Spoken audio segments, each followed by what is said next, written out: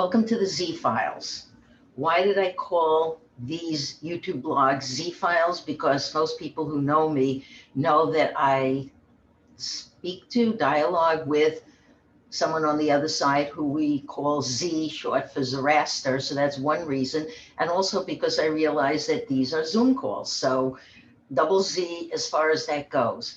Today's topic is define home. Okay. Home means different things to different people at different points in their experience, both in the physical, in the non-physical, in this reality and in others. Life, as we know, is an emotion. Home is a feeling. It's something that when you get there, you see it, you recognize it, and you say, ah, now I am home.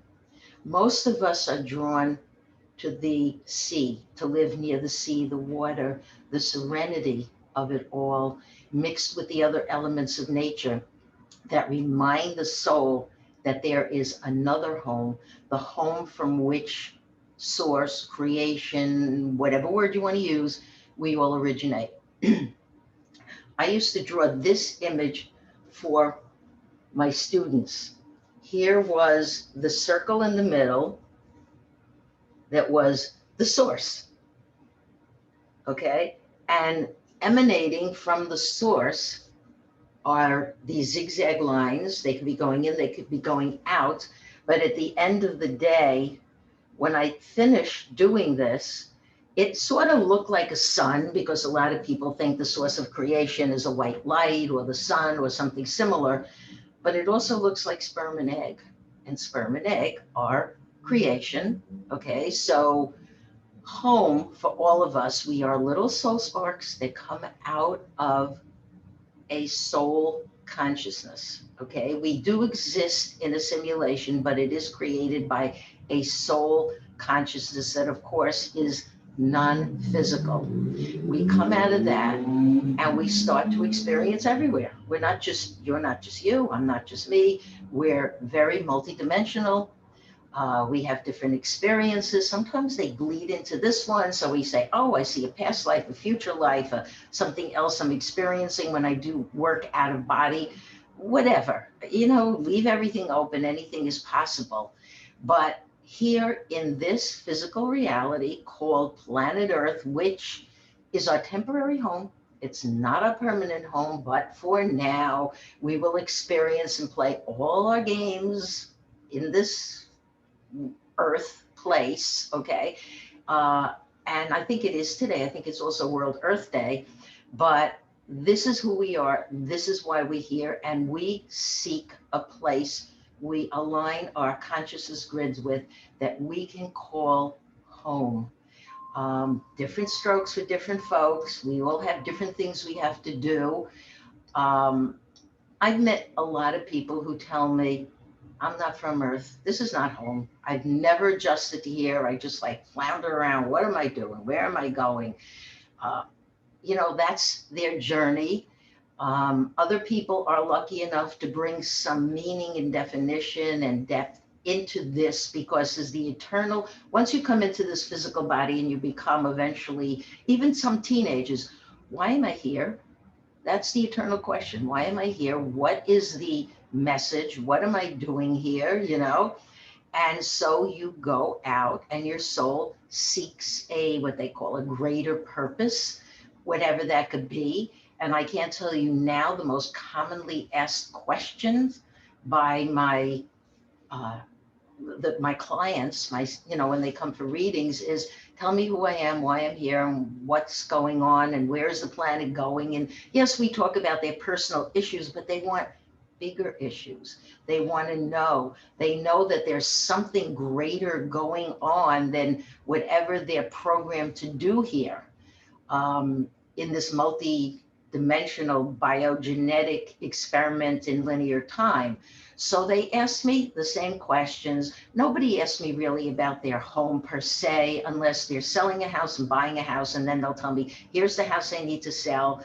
Do you think it'll sell in 2 months, 6 months? Will I be stuck with it for a year? Because here's the house I want to buy, but I need to sell this house to go to this house, and all the dramas. Everything is a drama. Everything is an emotion and a drama. And if you're really lucky, the house you want to sell just goes poof and it's sold, and off you go to this house, and there you go. But if you've ever bought and sold a house, you know it's not as simplistic as poof, but it's just the way it is. So why do you at least choose a specific location to live? Okay. Sometimes it's the geography, the living in the mountains, the living by the oceans, the waters, the lakes, the seas, anything with a body of water calls. Or sometimes it's to live near ancient monuments. And then there's the whole concept of the planet having planetary grid points that are higher energy, such as people go to Egypt, okay? They go to Giza, they go to Luxor, they go to places there. Because if you live in those grid vortexes and they align with your grid, you have a grid, we all have a grid. And if they align with your grid, you just feel catalyzed to understand better, sometimes to be more calm, to let go of issues. Or if you're ever letting go of issues, I'm not going there today. But you go there because something connects for you. I know people who have gone there and stayed a couple of months. They've just rented a little place to live and they've gone there just to see what it is that draws them there. Is it a past life? You know, did they live in Egypt in ancient times? Is it something more? Is there a person they're supposed to meet? Sometimes you move to a specific location because you're supposed to meet a specific person. Doesn't have to be a lover, could be. Doesn't have to be a full-time relationship, but it's you, your person A meets person B, and there's an interaction and a connection. So temporarily, that location is home. But a lot of people consider their lives as simple. They are born into a certain home. They live on with their families. Some are parental caretakers, most are. So those people consider that house, this house they grew up in, as home forever, and they don't leave. When the parents pass, they inherit the home, and that's where they spend their lives.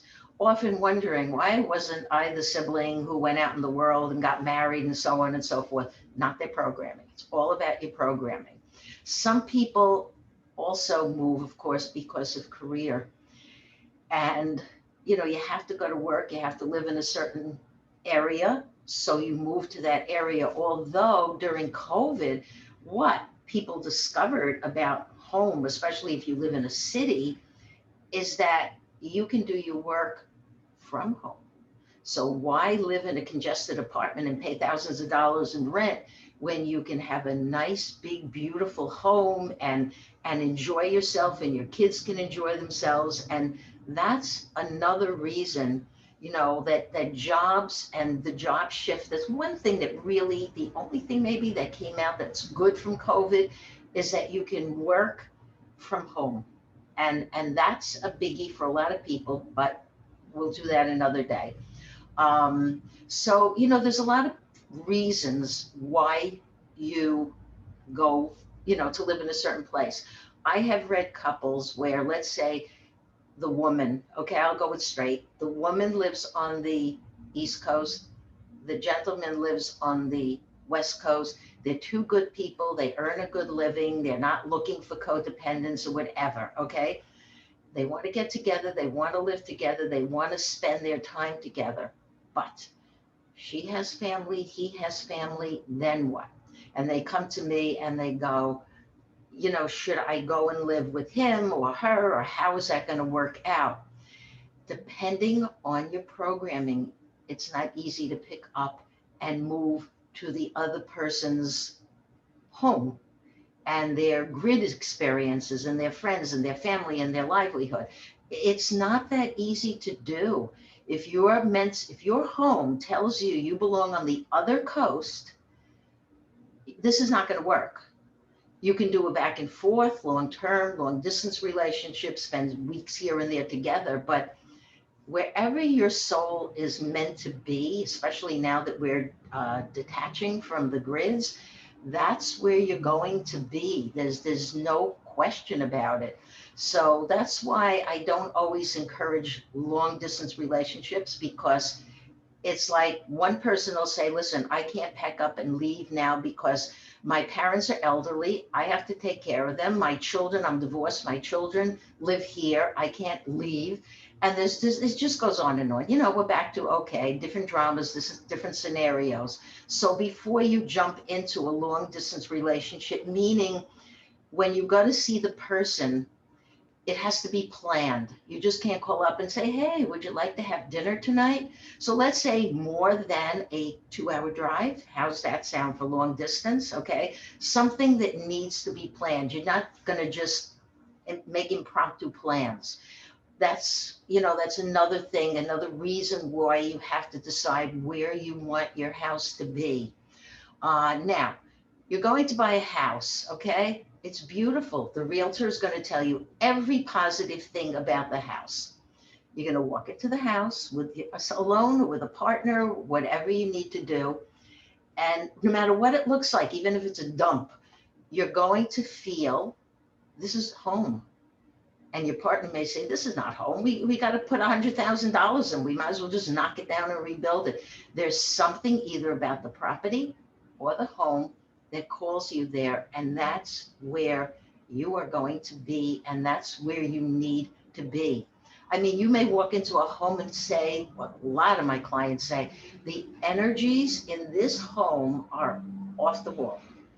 I'm like, oh my God, this is amazing. You may have a paranormal experience, which usually frightens people away from a home, but there may be something beyond the physical. And we do choose our homes by emotion and non-physical choices. And you just may feel, I have to be here. If it's a dump, I'll fix it. You know, it could take whatever time, it could take whatever money. So there's a knowing that a place should be your home and the actual being able to live there. Many people, you know, we're in climate change now, you know, everything that's going on with the hurricanes. Hurricane season started on Monday. Okay, so everybody's bracing for that because that brings the tornadoes and the flooding and the mudslides, you know, all of that. And, you know, depending what state you live in, it also brings uh, where the earth goes in, what do you call it? The holes, you know, the ground just sinks in. Sinkholes, yes, thank you.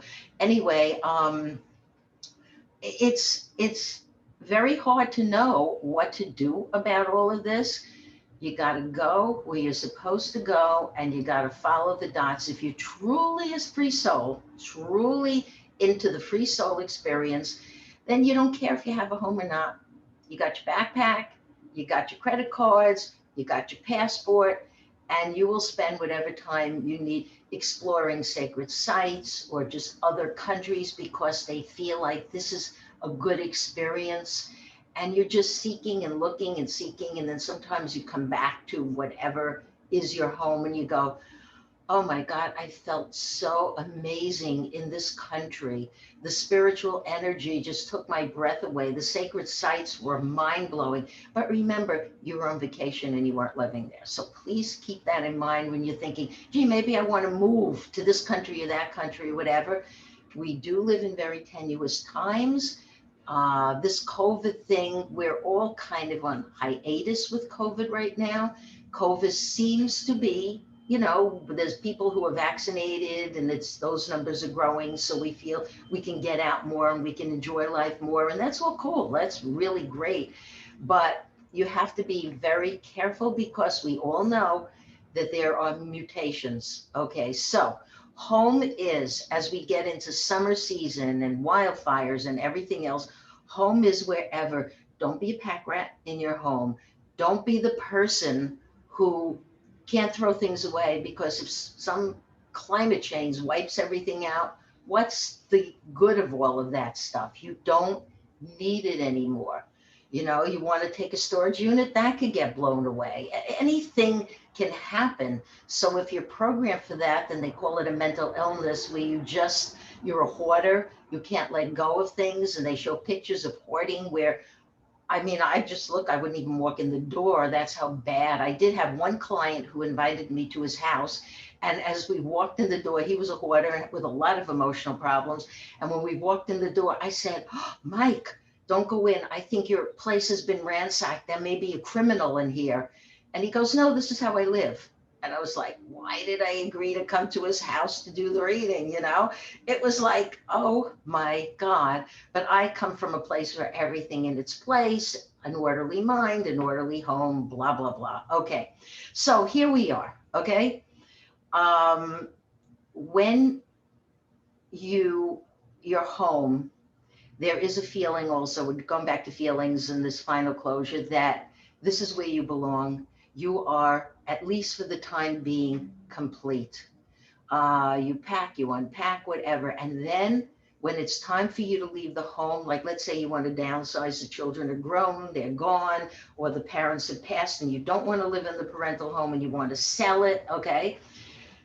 You look at that home, you pack up and do everything you need to do, and then your memories start flowing back to revisit the issues that were connected. Oh, here's a picture of me and my mom, and you know, it's the emotional journey. I always say this is what we're here for, and that's a completion. There are a lot of things in your life, my life, and everybody else's life that now go to what we call a feeling of completion. We are disconnecting from this simulation's grids. There is no doubt about it. Okay, if you feel disconnected from a home, from people, from life in general, if nothing makes sense to you, just know you are not alone.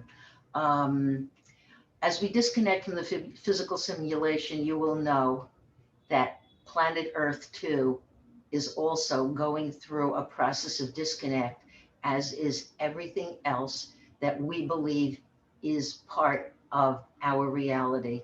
So, on that note, it's June. You might be out house hunting, you might be selling a house, whatever you're doing. Go by the feel of it, go by the finances of it, go by the fact that, yes, I will not get thrown out of this house because I can't afford my mortgage. There's a lot of factors to consider. If you need to, write them on your phone, write it down. Yeah, oh, look at this. Yeah, oh, we can't do this or whatever. If you have a good realtor, they're going to just simply tell you, that you will not be able to afford this mortgage. So don't set yourself up for house hunting failure, because it's very disappointing and very heartbreaking, especially for other members of the family. Wherever you are now, I feel home here in Bay Ridge. Most of you know that I live on the water right by the Verrazano Bridge. I got a 2-acre park outside. I think it's more. I think it's a 5-acre park. I have everything, my own obelisk. The Verrazano Bridge, everything that comes into New York goes under the bridge. The water flies over flies over the city. I mean, I see it all. I'm lucky. It's just an apartment. That's all it is. It's simple, but to me, I've been here. I always remember it was 9/1/91, and it just is where I belong. It's my home. I was told to come to this building, which I'm from Manhattan Beach, another part of Brooklyn, and I was looking everywhere there to see if there was something I wanted to buy or rent, and I heard, no, you're going to Bay Ridge. Okay. Z said, the Z file, Z said go. So I went. I rented an apartment in this building, and about 2 months after I rented it, my apartment became available. And that's how I found it. I mean, let's just say this apartment found me. Homes find you. Everything is energy. Everything is projected illusion. So it's all energy. So here I am. When I took this apartment, I was friends with a psychic named Lisa. And Lisa came here and she said, oh my God, Ellie, everybody in the world is going to come here. You're going to have so much going on here. And it was so exciting to me. I was like, wow, okay, I look forward to it. Right after that, they came, they knocked on my door. They said, we want to make a movie. Can we use your apartment? I hadn't even moved in. I was like, okay. And it's just been exactly what Z showed me, what Lisa felt when she came here. And it's home. And I truly believe this is it till we either disconnect. We are going to disconnect, but this is where I belong. I hope in my heart and soul that you have found a place that you feel as connected to as I feel to my home. And if not, you have to be cautious and careful. A client the other day asked me, should I buy my home because it's reasonable, or should I wait? She lives on the coast, Northern California. You have to be careful about buying in areas that are in trouble. So let's just say in trouble, whatever the in trouble means to you. So it's very hard to decide, should you buy a home or not. Last year was, of course, a good real estate market. Now prices are up, but everybody's different. And as long as you don't create a drama, so your home is anything from a car, if you're unfortunately forced to live in a car. If you're a homeless person and you have no home, do you know how many people, thousands of people, have become homeless in everything that's going on with the economy and the climate and the natural disasters and divorces and everything else? Oh, you do know how many people are homeless. Okay, it is all over the news. All right, so that's good to know. So maybe their home is just this little tent, or I don't know. We are forever looking for home, but home is back to that source, and we are on our way. So pack light. You don't need a suitcase. You don't need a moving van. We will be there before you know it. Thank you for listening.